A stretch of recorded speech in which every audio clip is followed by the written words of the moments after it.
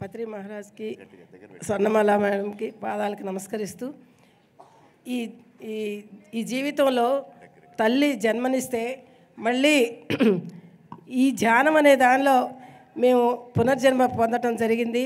మా గురువుగారు సేవ చేయమని చెప్పి అన్న తర్వాత ఎప్పటికీ ఈ సేవా కార్యక్రమంలో ఉంటామని గురువుగారికి వాగ్దానం చేసి మా అదృష్టంగా భావించి సేవ చేస్తూ ఉన్నాము.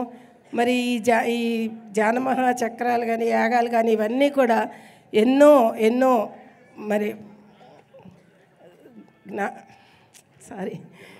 జన్మల పుణ్యఫలంగా భావిస్తూ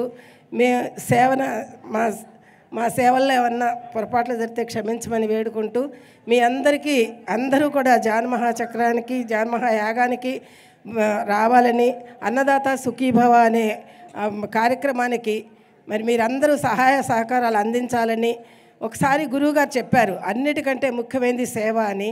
ఆ సేవా దృక్పథంతో ఉండాలని అందరికీ ధ్యానం నేర్పించి గొప్పగా అందరినీ మనంత గొప్పగా చేయటానికి సహాయ సహకారాలు అందించాలని ఆశిస్తూ థ్యాంక్ యూ.